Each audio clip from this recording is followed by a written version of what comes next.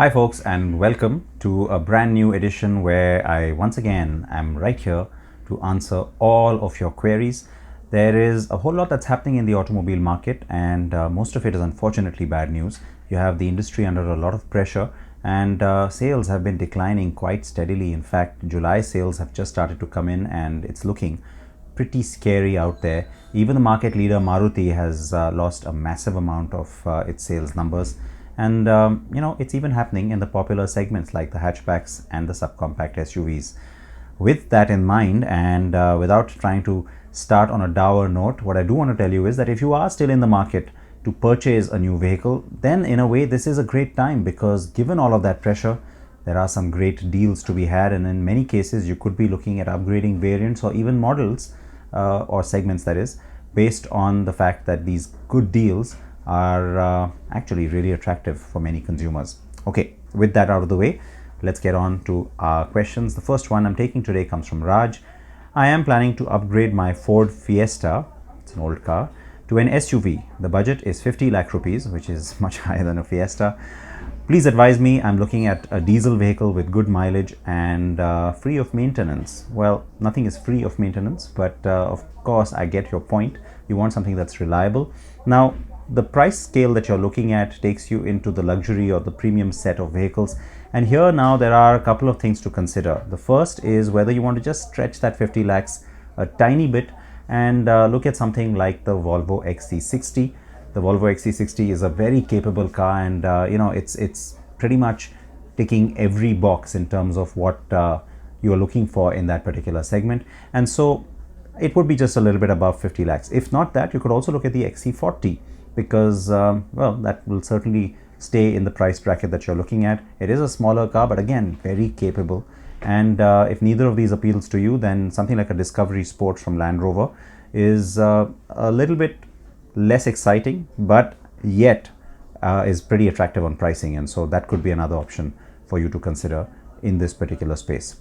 The next question is from Pavan. I am planning to buy a hatchback with a sunroof. I have two options, the Ford EcoSport Signature and the XUV 300. The preference is the EcoSport Signature, but I have heard that Ford is winding up its Indian operation and joint venture with Mahindra. So should I go for the XUV 300? With BS6 coming in, should I go for petrol or diesel, as diesel gives good mileage? Are there any other options with the sunroof within 13 to 14 lakh rupees? Nice detailed question, but I have to correct you right at the top, Pavan. None of the cars you've mentioned are hatchbacks. They're all subcompact SUVs, and assuming that is what you're looking for, yes, the EcoSport is a great option. There is, I know, a lot of speculation about Ford leaving India. That's not going to happen, because even if it winds up its current operation, the joint venture you're talking about hasn't actually happened yet, and that is what will happen. And so Ford will kind of continue in partnership with Mahindra, and so it's not leaving like GM did. So you don't have to worry about that. And even if that happens, remember, if there is this joint venture, in that case, the servicing of the Ford vehicles would also go to Mahindra, and so you don't again have anything to worry about. The EcoSport is a very well proven car. The only thing is that the XUV 300 is a little bit larger because it's a larger platform vehicle, and so from that perspective, you might like the way it drives better and its cabin appeal a little more. But otherwise, nothing to take away from the Ford EcoSport. I mean, it's always been one of our favorite cars in that segment, and so yeah, I would think that the Signature Edition really gives you a fair amount. You should just go in for that if you like the car the best. And as far as the diesel question is concerned, you don't really have to worry too much about BS6 from the perspective of buying something today and it not being valid tomorrow. It's going to be there for a while. I don't think diesel is disappearing anytime soon. So again, nothing to really worry about there. The next question is from my namesake, Siddharth, who says, I have a query about my vehicle. I purchased a Hyundai Verna 1.6 SXO petrol in 2015. The vehicle has run already for 28,000 kilometers and the service has been done as per schedule. I'm currently getting an average of about 8 to 9 kilometers per liter. Do you think that with the less mileage I should keep the vehicle, or do I need to sell it? And if yes, what do you suggest I buy? Also, I have purchased a Grand i10 Magna petrol automatic in the same year that has an average of 9 kilometers per liter. Alright, so first things first, both the cars are not giving you their optimal mileage. The numbers sound a little bit bad to me. On the i10 automatic, it's a rudimentary automatic gearbox, and so all right, I'll still live with that figure, but the Verna should really be giving you a little bit more than this. Having said that, the car is now not at the end of its life cycle, but yeah, 3 or 4 years in, it's not a bad idea to replace your car. And there are some credible options in the market today that you could look at. If you want to stay with petrol, then of course the Yaris or even the new Verna are good options. But if you want to upgrade segments, well, then you've got to look at something like the Corolla Altis, which will be pretty good on mileage for sure.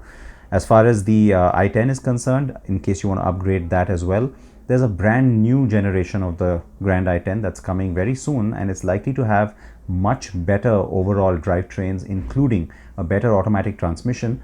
And that's not going to happen, of course, till the end of August, but that's not too far away. And so you will know prices, etc. by then as well. And so you might want to consider waiting for that car before you make any decisions.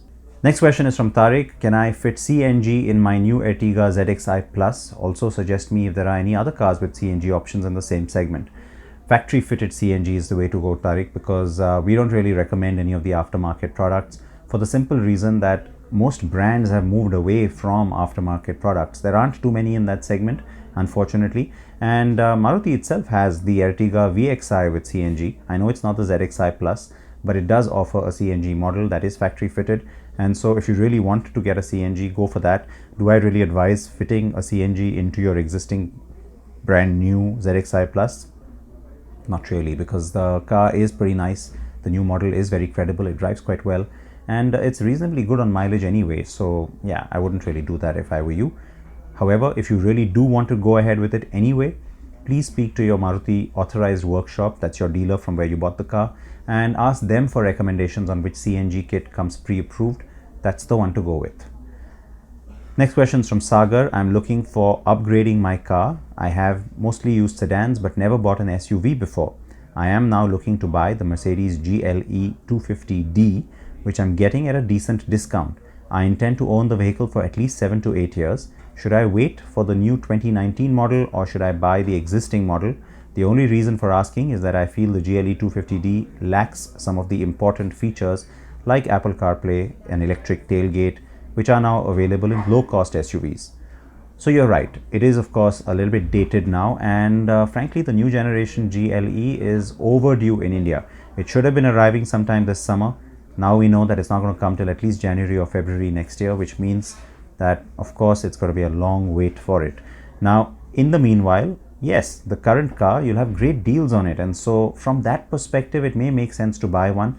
But if you are fussed about the fact that you're not getting the very latest, then maybe you could look at going one segment below and look at a car like the new X3 from BMW, for example, because in terms of size and in terms of attribute, it will actually be fairly close to the outgoing GLE 250, and it will still give you all the latest in terms of design, cabin, all those features, and even some of the gadgets as well as functions and interface things that you spoke about. And so yeah, something like that, or the Volvo XC60 that I spoke about earlier, may be worth looking at, and maybe actually therefore more satisfying, especially given the fact that you're going to own this car for a long time. Going for a new generation then just makes a little bit more sense. Always remember to also ask about service maintenance packages from these brands. Definitely get one so that at least early in your lifespan on this car, you don't have huge expenses when it comes to the aftermarket.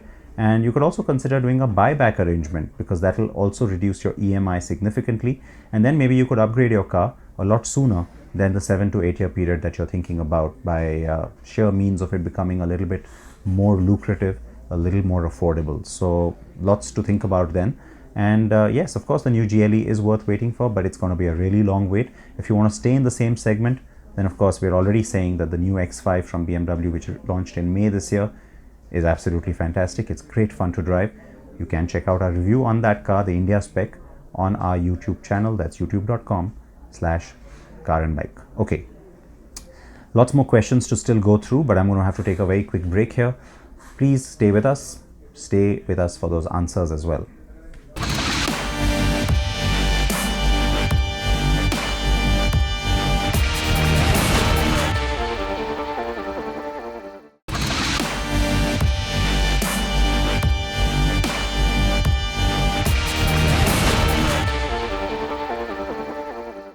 Welcome back. We continue with the question answer saga. The next question is from Prashant. Hello Sid.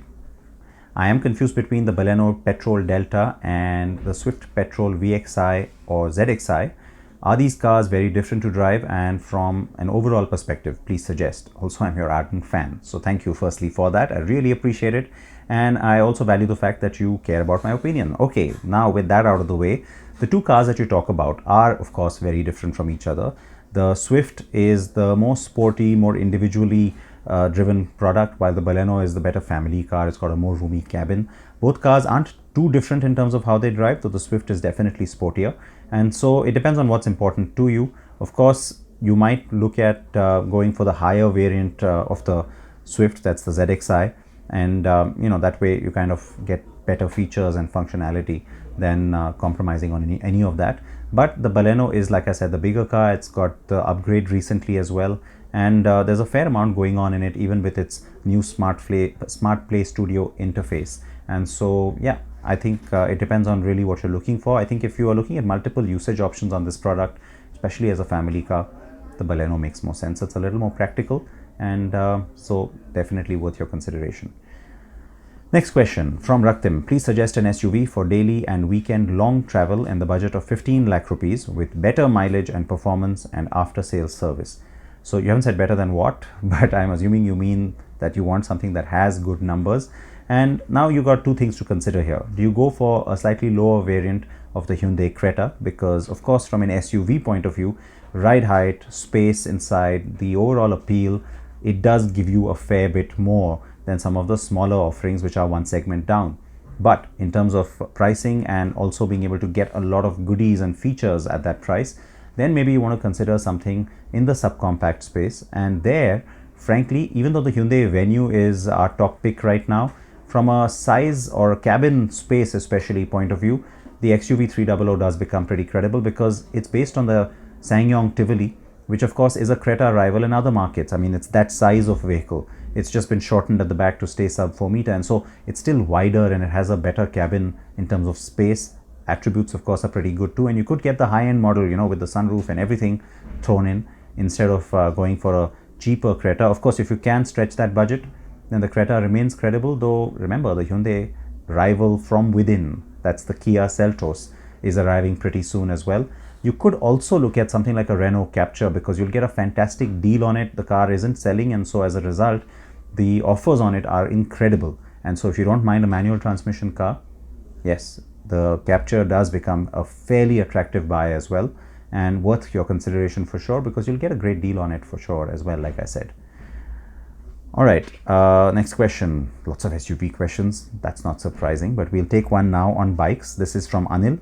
I am confused between the CB300R from Honda and the Ninja 300 Kawasaki. My primary requirement is for a comfortable weekend ride within and on the outskirts of the city. Kindly advise. Now, both the bikes that you've talked about are very different from each other. If you want to I know you've talked about being a comfortable weekend ride, but if you want that little sporty edge, you want to step into that sports bike space, the Ninja really does that job well. It is of course more expensive though between these two, but it's the fully fledged sports bike. If you don't really want a sports bike, then of course the Ninja is out of consideration anyway. And the CB300R is a beautiful looking bike. It's got that little cafe racer style going on, and it's also very comfortable and easy to maneuver. So based on what you've told me, I think that makes the more practical choice for you. And like I said, it's also the cheaper of the two bikes, and so you could use that money to maybe have a nice weekend getaway somewhere on your new bike. All right, lots more questions still to go through. Well, not a whole lot, but we'll try and squeeze in as many as we can, but we have to take another break.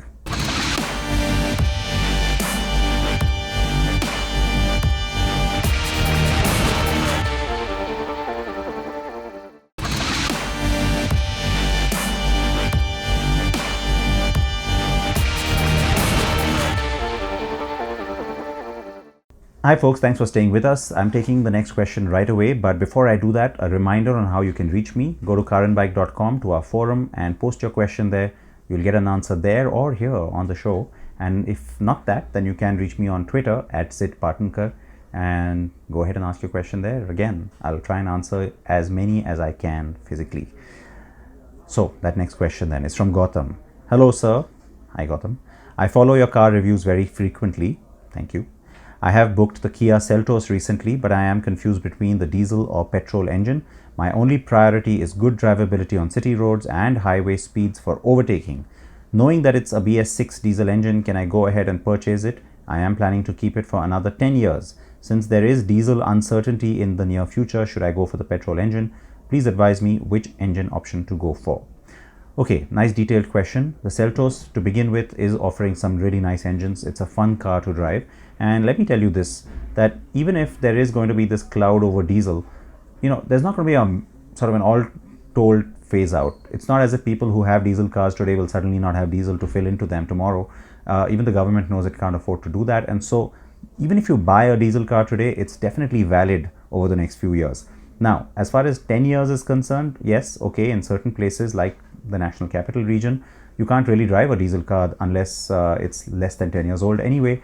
Now, will that rule get applied across the country? It might. And so from that perspective, yes, resale value could be impacted. And going back to your other point about what's more fun to drive and what's good drivability, ride quality on both the variants is actually pretty good and it's fairly similar too. But I have to say that the GDI engine options that are coming now from the Hyundai Kia stable are actually a lot more fun to drive because they give you a lot of torque. There's a decent amount of power, of course, but it's the torque on the diesel engine that becomes satisfying. The GDIs on the petrol side are also now not quite the same as the diesel, but giving you a good amount of torque, and so it does give you good drivability. It is fun to drive. It will give you that instant overtaking on the highway, and then you also have the option of going for the DCT, which is of course the most advanced automatic transmission. So from that perspective, I would think that going for the more advanced powertrain makes sense, and you could also go for the DCT, which is certainly a lot of fun to drive and also good from a technology point of view. It will be the most exciting variant on the Seltos, the way I see it. Okay, I'm going to take one quick question more and then we'll have to wrap it up. This question comes from Shyam. Which SUV, another SUV question, which SUV would you suggest, the Skoda Kodiaq or the Ford Endeavour, primarily to be used in Mumbai city and occasionally family outings? Well, right now in Mumbai, you want something that's high riding given all the flooding, but not to make jokes about that. If you're looking at occasional family outings and Mumbai city driving, the more plush, the more exciting car is of course the Kodiaq. It's also better in terms of drivability and comfort because it's a monocoque versus the Endeavour, which is a ladder on frame. The Endeavour is the better choice if you do also want to bring in some off-roading capability, but otherwise the Kodiaq makes sense. And if you don't want to spend as much as the Kodiaq costs, the other sort of semi-plush option becomes the Alturas. It's also something that you could consider, the Alturas G4 from Mahindra, but otherwise, hands down, the Kodiaq is certainly the most superior product amongst all of these.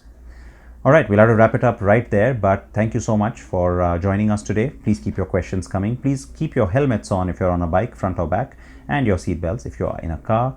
And thank you again. Bye-bye.